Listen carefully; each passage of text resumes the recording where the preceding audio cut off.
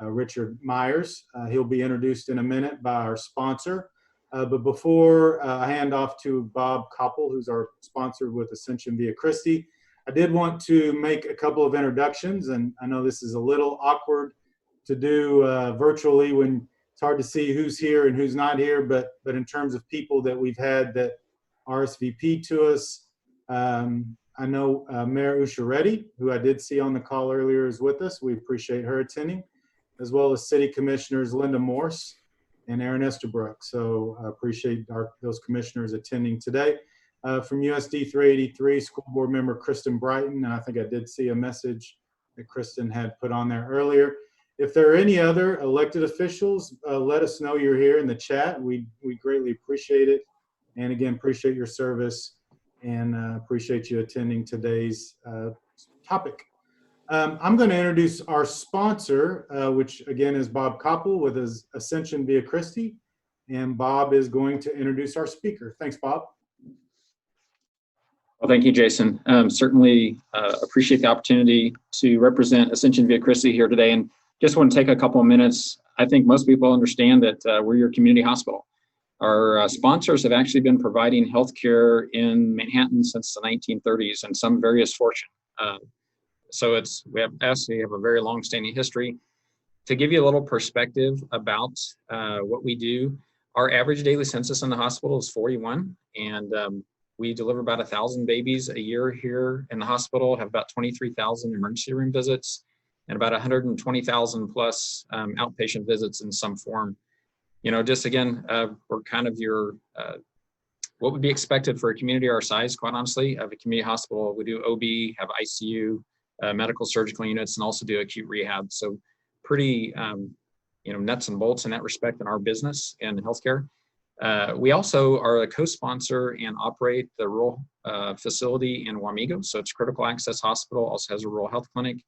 And again, serving several thousand people a year there in that part of our health ministry as well. Give everybody a little bit of a perspective. We are the largest non-governmental employer in the community because we employ close to 600 people. Our direct payroll is a little over $33 million. The value of benefits provided under the price $7 million. Capital spend last fiscal year was a little over $3 million. The current fiscal year that we're in that ends here at the end of June, we actually will be over $6 million. A lot of that in new clinical equipment, but also lots of infrastructure projects. Currently, if you drive by, you'll see that we're working on roofs. We've got a new boiler this year, just other stuff like that that we need to do. Last fiscal year, we also provided charity care valued at $14 million in the community. And I think that's important that people understand, and that's why I think our organization is important, that we really do feel we have a responsibility to take care of those who are poor and vulnerable and the underserved, and in many cases anymore, the uninsured or the underinsured. So certainly try to do those things. And I think it's kind of interesting also being across from the university as our neighbor, a lot of technology deployed here in Manhattan in healthcare.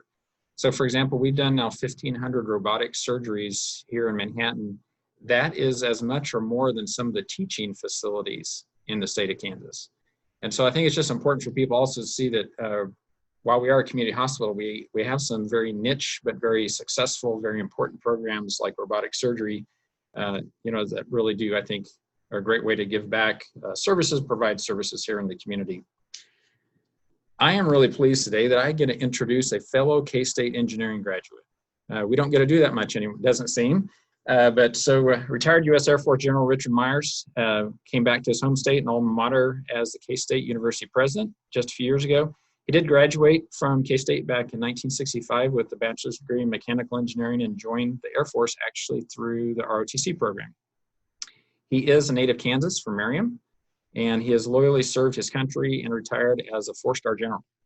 So as a command pilot, Richard Myers logged more than 4,100 flying hours, including 600 in combat. He has received numerous awards and decorations for his military service, which include the Legion of Merit, French Legion of Honor, and the Presidential Medal of Freedom. General Myers also is a Kansas State University Foundation Professor of Military History and Leadership, and so back in the classroom as well. He received a master's degree in business administration from Auburn University in 1977. And throughout Myers' active duty and world travels, he continued to keep relationships with people back home. And one of those relationships actually was with K-State. So Kansas State University has named the Military Science Building home of the Army ROTC and Air Force ROTC programs as General Richard B. Myers Hall in honor of his service and dedication. He and his wife, Mary Jo, serve as co-chairs of the Kansas State University Innovation and Inspiration Campaign to raise $1 billion for our university. And just very pleased today, have an opportunity to welcome Kansas State University President Richard Myers as our speaker. Well, thank you very much, Bob. I appreciate that and appreciate all you do for the community here in Manhattan. I think first it'd be really appropriate and necessary for me to thank everybody on this call and to the Manhattan community. This is, if you've got to have a pandemic, economic downturn, and social injustice swirling around, the place I'd like to be is in Manhattan. I think the leadership here, the collaboration between all the various entities in Raleigh County and in Manhattan and between the university and the city is spectacular. And I can't imagine trying to do this anyplace else, because I think, especially the last 3 months, we've leaned on each other heavily at times, and that will no doubt continue as we go forward with the issues that we're facing. But I just want to say thank you for being such a great partner. This is, in a crisis, you learn who you can count on. And I think from my point of view, we've got a great community that we can count on. I hope you feel that you can count on us as well. I'm going to go through some slides. First, I'm going to try to share my screen. Linda Cook, our Chief of Staff, is backing me up if I don't do this correctly. And let's see where we are. Oh, look at this. This could happen. Oh, anybody seeing that yet? Yes, we can see it. It's good. Are we seeing it? I'm sorry. Yeah, we can see it. You might want to pop it to the slideshow. Right now, you've got notes page up. There you go. There I go, huh? Well, I get one attaboy today, right, Linda? We're not, so Linda doesn't have to come in and bail me out. You get many attaboys. Yeah, well, we don't get many. We're going to talk about K-State past. I think that's important. Some may not know all the history, present, and of course, future. And it's a complex organization and can't cover it all in the 15 slides I have, but we're going to give it a whirl, and then we'll open it up for any Q&A given what time we have left. So the Morrill Act, passed in 1862, signed by President Lincoln, created what we call land-grant universities, and we were one of those. And we became the first operational land-grant institution. I think the history says there was another one that was established, but that was all. It was just established. We became the first operational land-grant. And the second bullet there tells you what this is all about, and that to provide practical and quality education to all people. And this was at a time, of course, when the elites on the East Coast all got an education, but there were a lot of people in this growing country that didn't have access to universities. So a very important mission that continues today. Our values haven't changed over all this time. Certainly our methodologies have. And, we passed 150 years in 2013, I believe it was. And I would also say that you probably know these kind of colleges. A lot of them are called A&M, agricultural and mechanical. But our title evolved to Kansas State University. So that's a little bit of the background. This land-grant heritage is important to us here at the university and to the state of Kansas in particular, but also to the world. And I'll show you how that translates. We've got three main mission areas. One is education, the other is research, and the third one is outreach and service. Education is pretty self-explanatory. Research is pretty self-explanatory. A lot of the outreach we do is through our extension services, and we are in all 105 counties of this state. it's a big deal to be in all 105 counties, providing all sorts of outreach and all sorts of programs. We'll go into a little bit of those. The first class had an equal number of men and women. I always found that fascinating because it's a long time ago. And to have 26 each of men and women is a big deal. First graduates were 2 men and 3 women. And the first African-American graduates, George Washington Owens in 1899 and William Howell in 1901. So I think we lived up to our land grant mission pretty early by making sure we had access to all who wanted a university education. You may know that Howell returned to Manhattan in the 40s, I think in 46, and was the director of the Douglas Community Center at that time and for years in the future. So I think a good beginning for us.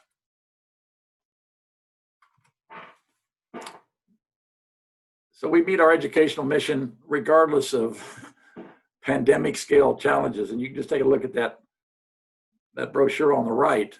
I mean, we were doing distance education before it was, well, in the old fashioned way. And even during the Spanish flu outbreak, we still had opportunities for people to continue to get their education. And during this COVID-19 pandemic, we have done a lot of things. Global Campus, they kept teaching online resource, became an online resource community for the rest of the university. And we moved to an A/pass/fail system to help with the transitions. A lot of students were nervous that in the second half of the semester that they might not be able to do as well as they could do in person. So if they made an A in the course, they get an A. If they want to, so they don't have a choice in that. If they earn an A, they get an A. But if they are not sure what they're going to get, they can declare they just want a pass. And the pass covers everything from a B to a D, and a fail is an F. And the students felt pretty comfortable with that would give them, an out if the online learning experience, the distance learning experience wasn't what they thought it would be. They had to talk to an advisor before they chose the pass option, because in some cases, a grade would be important to get into their next level courses, especially professional courses. So they all had an opportunity. They had to talk to an advisor before they could select which one of these they wanted to take. But it certainly reduced the stress among our students. As you've probably read, we also reduced rates for online classes this summer. They're all distance. We have a couple of sessions, and we thought because of the economic downturn that we would keep those prices down, actually. And then we came up with a tag, hashtag K-State Strong, to provide inspiration to keep going. And if you go to our website, there's a compilation of those from faculty, staff, students talking about staying strong when we can't be together, when all those normal connection points aren't there anymore, and we have to rely on systems like this to connect. We thought having hopefully inspirational messages out there to keep people connected to the university would be important. Our plans are actually to conduct in-person courses this fall. If you want to go to the K-State website, in K-State Today, it explains all that, explains how we're going to open up in the fall. It also talks about housing and dining and how that's going to look this fall. There's been, I think, extensive planning driven by, in many cases, the county and medical folks and county leadership and our own university medical folks, and following CDC guidelines to make sure we're going to do this in a way that's safe for faculty, staff, students, and our community.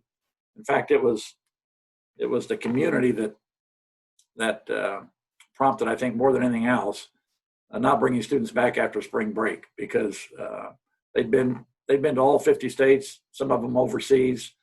And we could see if they all came back to campus in the middle of March, we could have had a hotspot right here in Manhattan, Kansas. So I think we were one of the leaders. There were a few other universities around the nation that had done that, but we were pretty quick to pull that particular trigger along with KU, because we've been looking at this pandemic since January. This was not a new thing to us. We just didn't know how it was going to evolve. And by mid-March, it was pretty clear how it was evolving.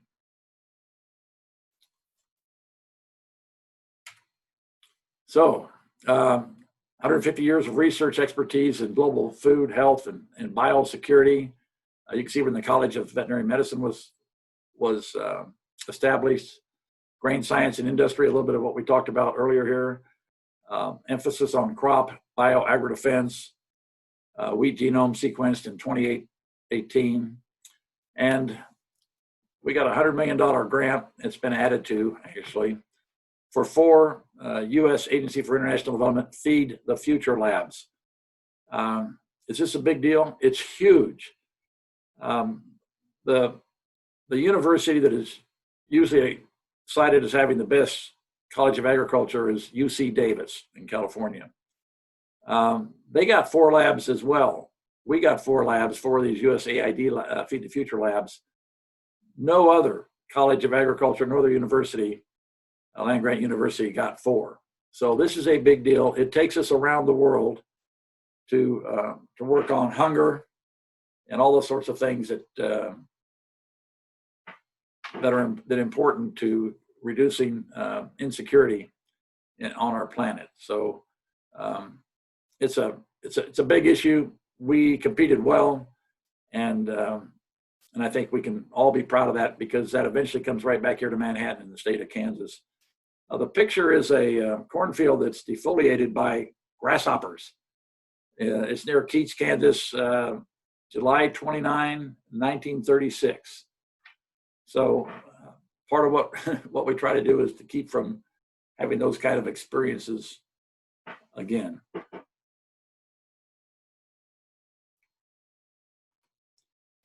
So we are working hard to mitigate the COVID-19 pandemic, both in the College of Arts and Sciences, but particularly in the College of Veterinary Medicine, with work in our Biosecurity Research Institute, or otherwise known as Pat Roberts Hall. And in the BRI, we're training the next generation of biosecurity researchers some of whom will be working in our National Bioagrodefense Facility, which will open in 2023. We got a $11.3 million grant from the National Institute of Health to study zoonotic infectious diseases. And of course, COVID-19 is a zoonotic infectious disease. And we've already done a lot of work in there, but to get $11.3 million grant from NIH over 5 years is a big deal, and I think speaks to the quality of our researchers. As I mentioned, we got a little add to our Feed the Future labs. That was $5.2 million. And we've licensed 2 technologies now out of veterinary medicine to firms that are trying to find a cure for COVID-19. And so one went to a firm called Co-Crystal I think it's in Seattle, Washington. The other one was just released to somebody. And so the intellectual property that we're developing, we will license that, and then if it's successful, then we will either get royalty or some other remuneration for that IP. Big deal. We got our first National Academy of Sciences member in April for her work here on wheat blast and also rice blast. Research she did here at Kansas State. Barbara Valent, she's a plant pathologist. This is a huge deal. A lot of universities, in fact, one of our metrics for our original 2025 plan, one of our metrics was how many National Academy of Sciences members do we have? And the answer at that time was we have 0. We were hoping to build it up.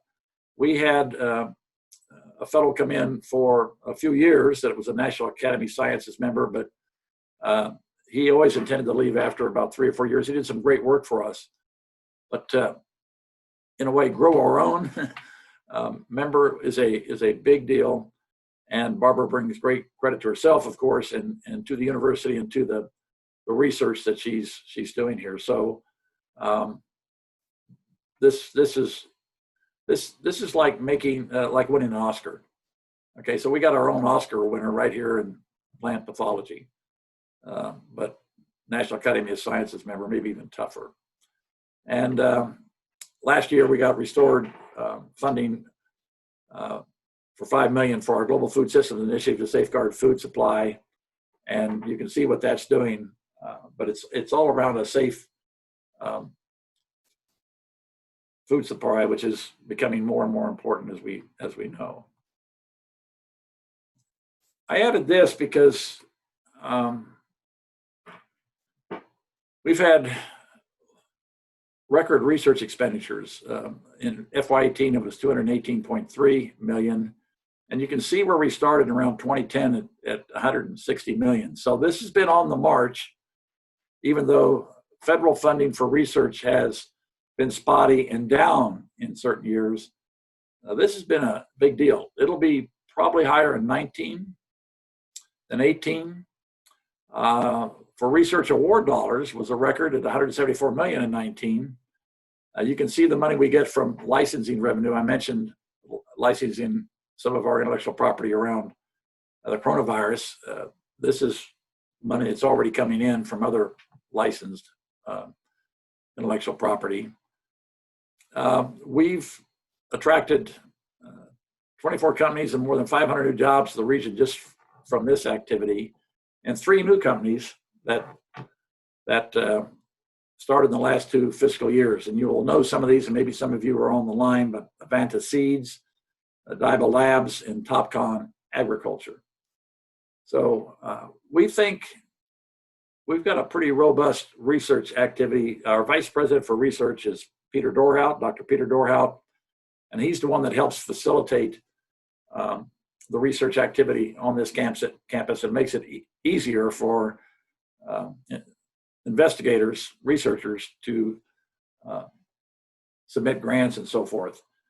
This virtual time, for whatever reason, has resulted in 1,471 new proposals that total over $500 million in potential grants and awards.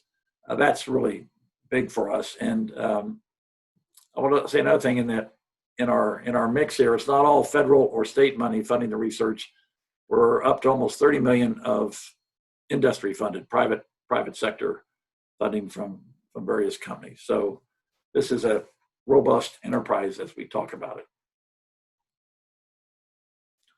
I mentioned this, that we're going to return to in-person classes in the fall. There are always trying to think of new programs that will be important for our state, for the nation, for the world, that matter. And 2 of those are in the College of Health and Human Sciences. The physician assistant master's degree starts in this coming January 2021. Accreditation is supposed to be taking place now, and I assume it is, although that's usually in person, but I'm sure they're figuring out how to do that virtually. And then about the same time frame, we start up a satellite nursing program with Wichita State University. And the way this will work is nursing students will come to K-State. Okay. Good enough, Doug. Thanks. Okay. Bye. And when they finish, they'll get a degree. To put every month. When they finish, they'll get a degree from one from Kansas State and one from Wichita State University. We're just going to take their program, bring their instructional staff and professors up here. We've lost a lot of students over time that will start here and then have to go somewhere else to complete their nursing program, or don't even elect to come to K-State because we don't have a nursing program. So these are 2, we think, important programs to fill needs in the state of Kansas, but also to help with our enrollment issues. In engineering, pretty innovative computer science teacher education program being developed for K through 12, because if we want to capture the minds of young people and get them interested in science and the digital world and all that sort of thing, we've got to start in the K through 12 area. And so there's a new program put together by the College of Engineering to do just that. And that'll be promulgated across the state. And then they also have some new computational core courses for people to introduce them to some of these concepts that are going to be so important as we go forward in the new age of artificial intelligence and robotics and so forth. College of Arts and Science is following along with a new program in applied computer science, brand new program. And the College of Business has an enhanced master's program in data analysis, another really important program. Huge demand for all these programs. My guess is these classes and degree programs will be very, very popular and filled up very quick. And we are also a national model for First Forward Advisory Board. This helps first generation students across the nation to be successful as they go to college. And because of the work we had done in that area, we are one of the universities that's a role model for this across the country. And that brings us some resources to do some things that we probably wouldn't do if we weren't a national model for this type of work. But we have just around a little shy of 30% of our students are first generation. And you think, well, we've been at this educational business for a long time. It's probably a pretty low percentage. No, it's a high percentage. And a lot of them excel. Others need some help. And this First Forward program is to help those students that need help, whether it's financial or it's academic or it's social, to help them move forward. So if they come to K-State, then we fulfill our moral obligation of getting them to the point where they earn a degree. So it's a great program, and we're glad to be a national leader in first generation students. And diversity and inclusion, well, that's all in the news these days, of course, and social injustice. Obviously, we want an environment here that is appreciates diversity and values inclusion. We've gotten national recognition for lots of programs. You see them listed there. This kind of work is never done, of course, and there's always more to do. But we've got for the first time now I think almost 2 years, a Chief Diversity and Inclusion Officer. There was never one of those before at this university. Anytime you create a position like that in the administration, there are those that say, well, why are we spending money on that sort of position when we could use it over here in the academic side? I don't think there was much complaint about the fact that we hired another vice president, our Chief Diversity Inclusion Officer, Brian Samuel. Maybe some of you have met him. He's well-versed in these issues, has dealt with them before, has been a great addition. And then Adrian Rodriguez, who works in the Vice President of Student Life, he works with all the multicultural student organizations. And he's been around about 2 years as well. Came up from San Antonio, another world-class performer. So we've done a lot in the last 2 years just to make sure we have the right people here to help students and help all of us become more diverse and to, again, value and, I guess, not just diverse, but culturally competent, that we understand some of the issues others might have, and then to make sure we all understand what inclusion brings to success in life. So engagement, extension outreach, I talked a little bit about that. So go back to that Doug's thing. How much per month? I'm sorry, I didn't hear that.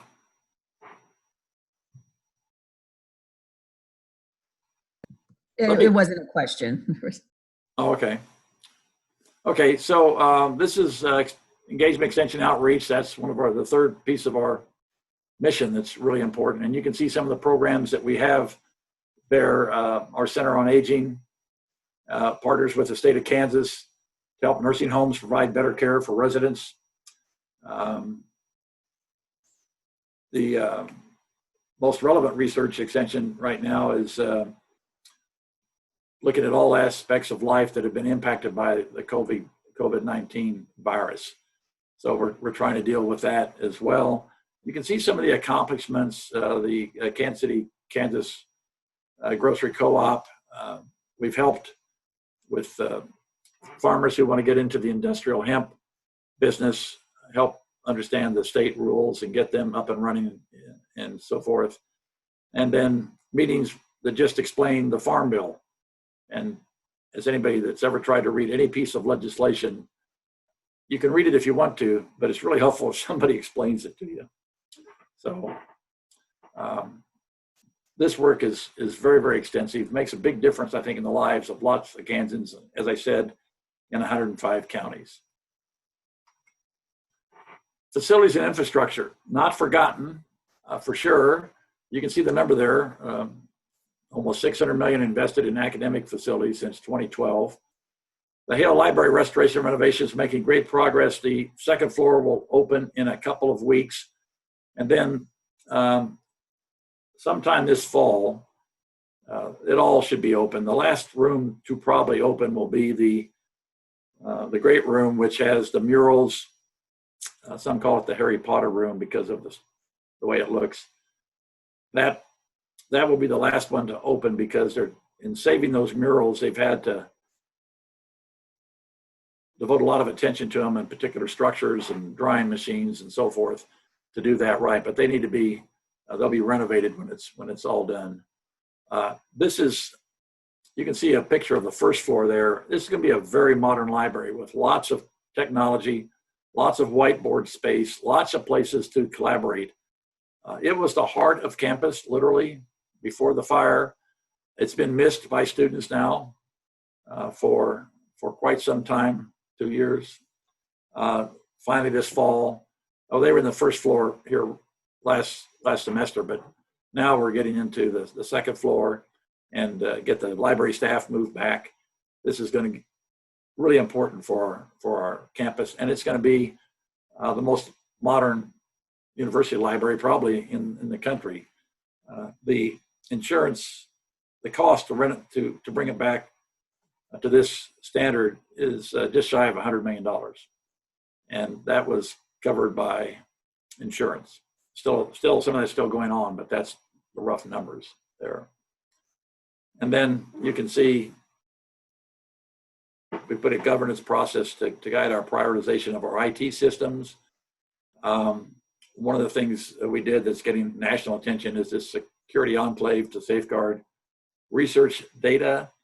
And the data center was in the old Hale Library, and when we had the fire and all the sprinklers went off and the fire hoses started, it flooded our servers in the basement of Hale Library, which forced us to, with a greater sense of urgency, figure out how we're going to recreate things. And we started migrating to the cloud. We weren't the first to go to the cloud, but we've been, in the last year and a half, been one of the most aggressive to go to the cloud for a lot of our server activity. So this is good for us. It was good for us.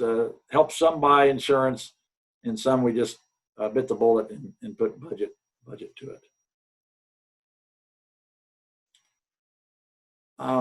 Bob mentioned our $1 billion campaign. That turned into a $1.4 billion campaign when I became president.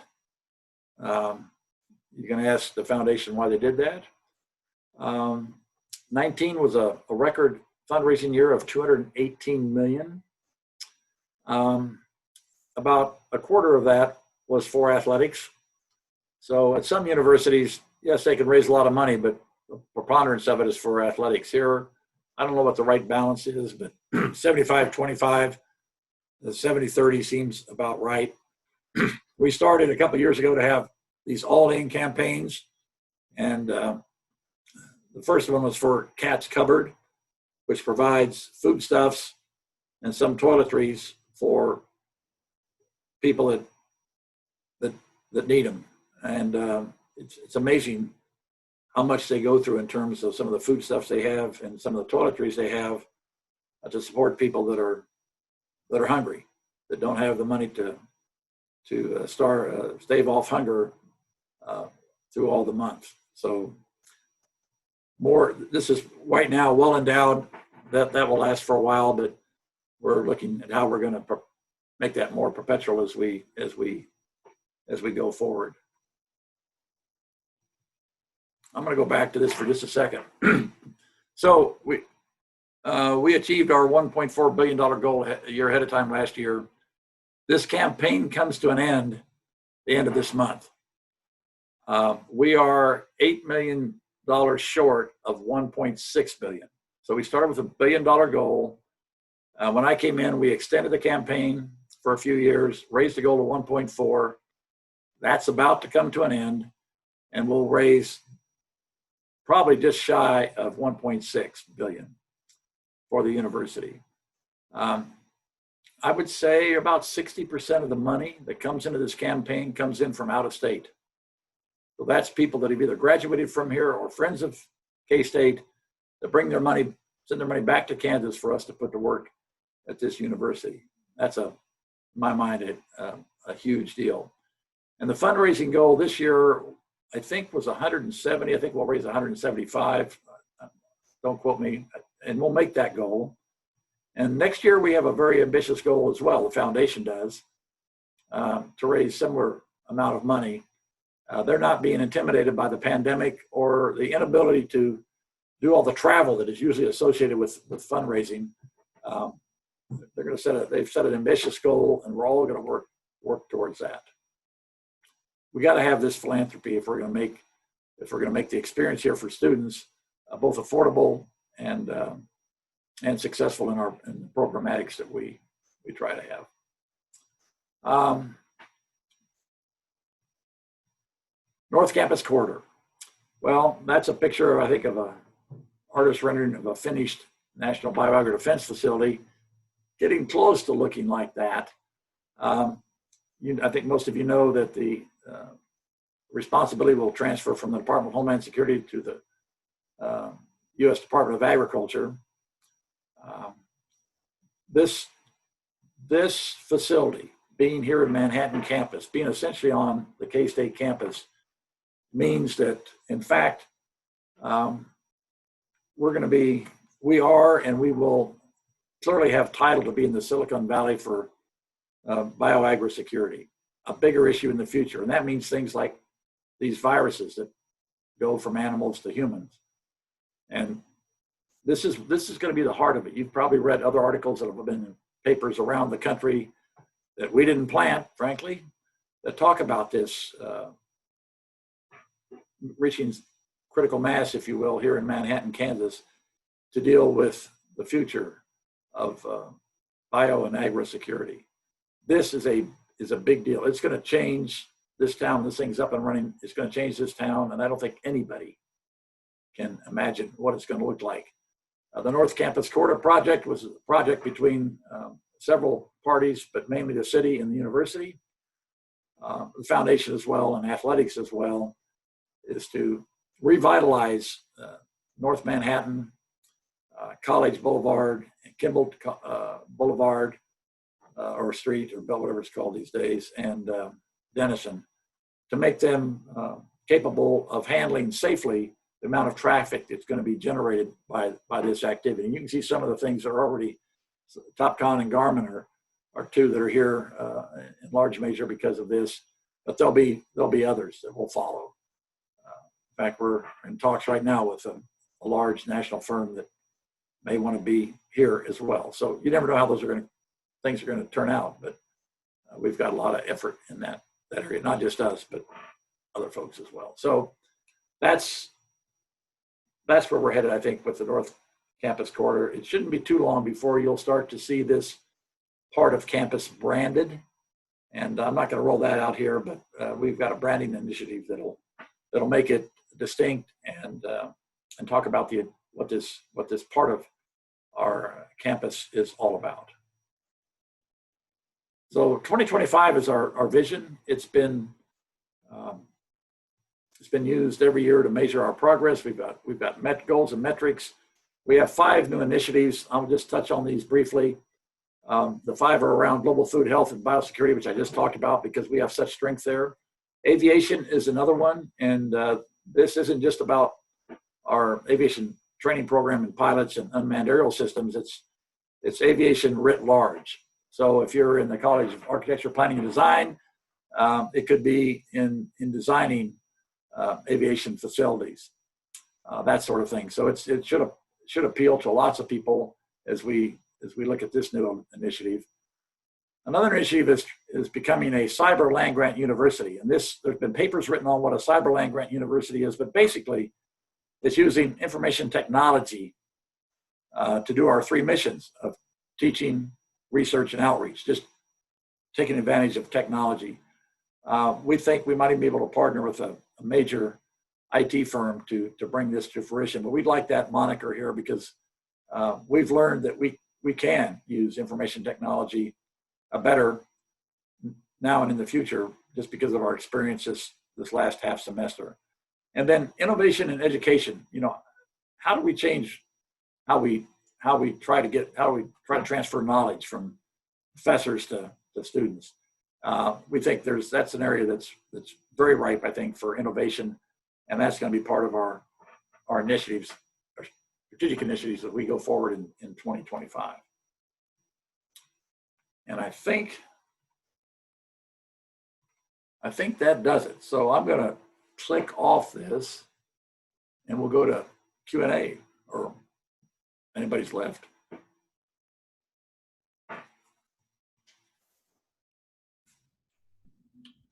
And if you want to ask your questions, put them in chat, or in the Zoom capability, there's a raise the hand. If you want to click the raise the hand, and then we can call on you if you have a question to ask. So, and if no one raises their hand or puts anything in chat, and you've got a question, just unmute yourself and ask the question. And we'll try to answer any question, whether we can do that adequately or not, to be determined, but we'll try anything.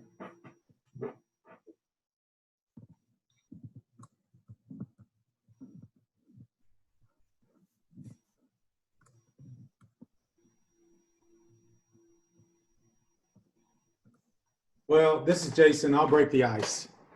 Okay, Jason.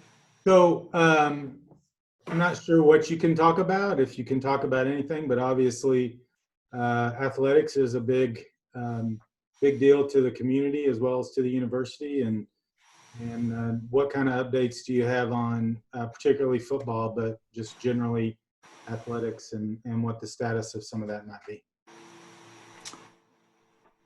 Big 12 Conference made some decisions around dates when certain teams could start to come back to campus. And June 15th is the time that football student athletes can come back. July 1st is for Olympic sports and fall sports like women's soccer for us, rowing. And then July 15th is when, I'm sorry, now it went to the 9th, July 9th, I believe it is, for men's and women's basketball. So to sort of phase that in, that was a Big 12 decision. All the university presidents agreed to that schedule. So we're not far away now from seeing football student athletes start to come back, and they can do voluntary workouts. And they'll be able to do those voluntary workouts in our athletic facilities. Right now, they cannot. We have a couple of members of the men's basketball team from last season that are actually working out in Manhattan Christian College, in one of their facilities has a court. So nobody's been allowed to be on campus to do that. But as I said, in those dates I mentioned, they can now start coming to campus to start working out. There is a long, detailed protocol on how athletics will do surveillance, testing, to keep not only student athletes safe, but coaches safe and the community safe. And it's pretty extensive. I think the county's had a chance to see it. Pretty sure they have. But it'll be consistent with county guidelines. So that's going to start up. We are planning right now to have football. As you know, there's probably a pretty good bubble of uncertainty around that decision, but that's the current decision.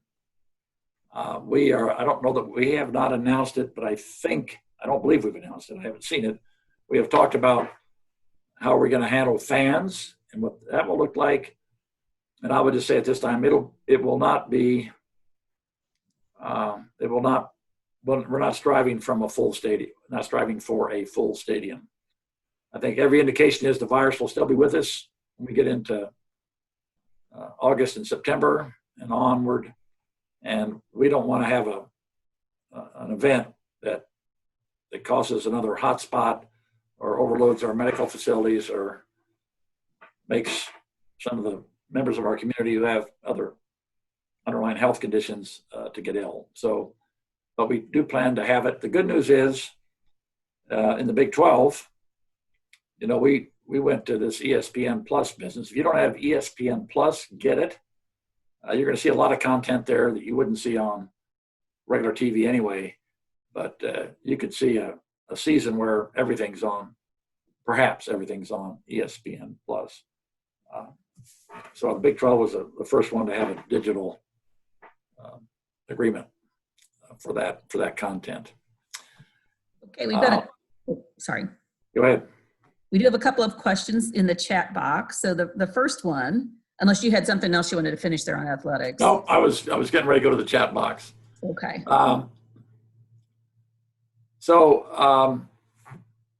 There'll be, when students are on campus or in residence halls, and if you want to get more detail, go to the website. We just announced residence and dining protocol for this fall. So we have a lot of things in place.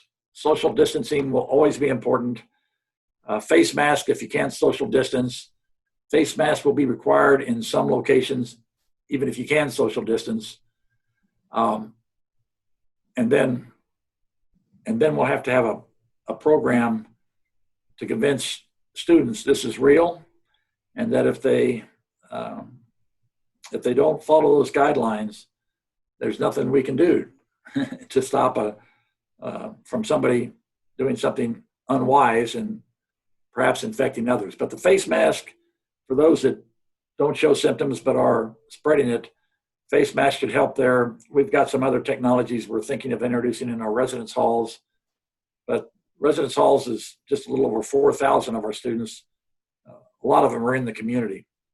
So we're all going to have to continue to push responsible behavior here, because there's the backup is if there's an increase in COVID cases, we'll have metrics established, and if it gets to a certain point, we'll go right back to distance online learning. We won't have any choice. We do have, if we have some COVID cases, but they don't get out of hand, we have one of our residence halls set aside for students that have to be in quarantine, that may have been exposed, don't have it yet, that have to be in quarantine. And that particular hall has, I think we have 68 rooms set aside, and there'll be a portion of Jardine that'll be set aside as well, where the students can be that have individual bathrooms and so forth. So we're working on that pretty hard. Let's see. The Boys Girls Club question here around. So we haven't set a timeline out yet for spring. I know some universities have. We haven't done that. Yet. The one I read from somebody is going to start a little later, not do spring break, and get it done in a week or two shorter time frame. We're not there yet to announce spring 2021. The question: what is being done to support the furloughed employees? Well, there are a couple of good things that happened in my mind. One is the state said that employers, i.e. K-State, will pay the employer portion of their health care for furloughed employees. That was a recent decision. Before then, it was sort of up in the air. You could or you could not. I'm glad they said you will. And employees don't have to make up their part of the healthcare premium. They can let that accumulate, and then when they start getting paychecks again, they can work that balance down. So that's one thing that's being done. Of course, they're all entered into the state unemployment program, and there's a federal program as well. Clearly, those things are bureaucratic and never start as quickly as you'd like them to start.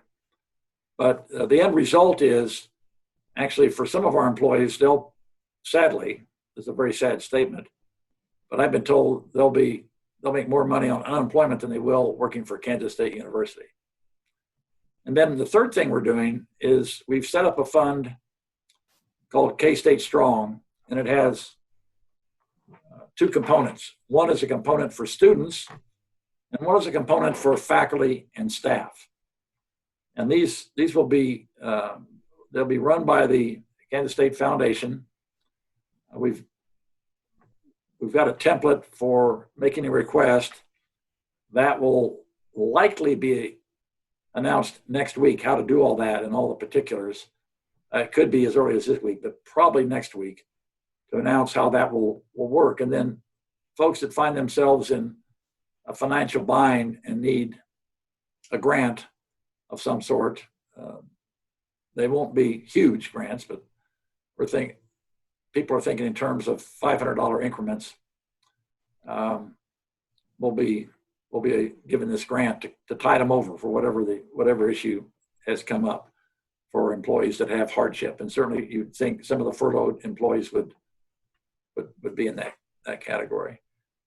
We've got several $100,000 already collected from donations for that K-State Strong Fund, just for faculty and staff, which I think we need more, but that's not a bad start. We've only been at this about a month with that issue.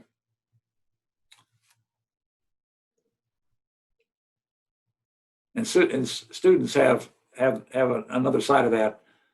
They have many avenues for financial aid, and there's a part of this K-State fund that is also people will donate to it and say this is just for students, or they'll donate to it and say this is just for staff and faculty.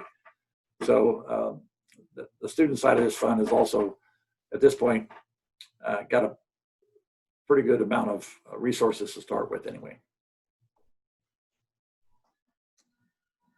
Okay, any other questions? I think that's the end of the questions in the chat box.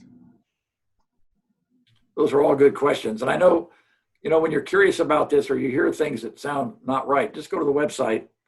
We're shortly, today, tomorrow, Linda may know, we're going to have one for COVID-19 that's been redesigned to hopefully put a lot of information out so people know where we are and where we stand. But I don't think anybody here on campus, at least among senior leadership, is under any illusion that going forward, this is going to be, we're going to be virus free. The virus is going to be around until there's a vaccine or perhaps therapeutics that could help get through it without getting seriously ill. And that's obviously a ways off from all the indications. So we have built a lot of flexibility into our fall schedule. It's going to be a hybrid mix. Not everything will be in person. For instance, the example that Chuck Tabor, our provost, uses all the time, if there's a Tuesday, Thursday class, Tuesday, one segment of the class might go in person while the other segment is online, and then it flips on Thursday. Those that were online on Tuesday are in person on Thursday, and vice versa. So there's going to be a hybrid mix. Some things will probably have to continue even if we go to reduced operations on campus like we did in mid-March, veterinary medicine, some of the clinical work that has to be done and so forth. I think we're smarter now how to do that safely, and we have methodologies and processes to help with that. So flexibility is going to be the key. Any projections for expectations on enrollment? So pre-COVID, we thought our freshman class would be flat to last year, which is good. That means it's an increase a bit flat to last year. We wouldn't go down. We'd stop the bleeding.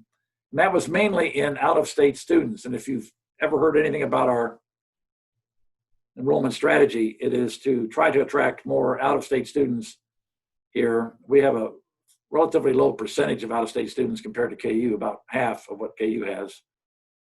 And so that was encouraging. That was pre-COVID. And the other thing we wanted to do is increase the number of applications. And they dramatically went up with our new enrollment strategies, all of which haven't been implemented yet. A lot of them go into implementation for the next school year, not this coming fall. So we were pretty happy with that. After COVID, we'll be down. And think about it this way. We graduated 3,300 students this spring. If we don't bring in 3,301, enrollment's going down, right? Because they're gone. And we're not going to bring in that many. So our enrollment will be down. We don't know yet. It'll be up out of state. It'll be down in state for our resident students. One of the things we've done that we think is smart, we're not sure, we'll see, is that we're going to hold our tuition flat for FY21 for this coming school year. I think KU will be at the same place. They're feeling, I think, some competitive pressure from us to do that. But the other 4 Regent universities will have increases in tuition from 1.5% to 3%. We're totally justified in raising tuition because costs have gone up. But we felt that as a land grant, as trying to provide access for all, and with the economic downturn that accompanied the virus, that we ought to stay flat. So that's what we're doing, and we're going to suck it up in other areas. It's going to hurt a lot. The percentage cut to our budget out to the units after several years of cuts is high, and but we think that's the appropriate thing to do right now. It's going to result in not directly, but there'll be more furloughs announced, and then there'll be some emergency furloughs as people put in their budget plans. One of the ways they can make budget is to ask, furlough people for so many days a year, so many days a day or two a month, that sort of thing, to spread it. But those haven't been decided yet. But you could expect to hear more of that. It won't be as drastic as the emergency furloughs we did for those that we had to do after the revenue-producing entities, housing, dining, childcare, rec center, student union. When those all shut down, there was no revenue coming in to pay the cost. So people were put on emergency furlough. A lot of those people are going to come back by 1 August, maybe earlier now that we're going to start classes earlier this fall. I'm reading one more thing. No, I think this community and the way it's behaved in this crisis, I think everybody can see that question, has been, should give people a lot of confidence. And we are, the places the virus spreads the least are those with that have less density. And that's one of the beauties of being in Manhattan. Not a lot of density. When the students come back, that density picks up. We think we'll be prepared to handle that and mitigate large breakouts, but only time will tell. And a lot of it's going to be outside the control of the university, or for that matter, the community. But we're getting good feedback on our housing plan, on the way we're going to open, and on the fact that we won't have students come back to campus after Thanksgiving. When they go home for Thanksgiving break, they'll have 2 weeks left, but that'll all be done distance or online. 1 week's dead week to study for finals, and the finals week will be done distance. So we think bringing them back to campus 3 or 4 times in the space of a couple of weeks is not smart for us as a community or their home communities.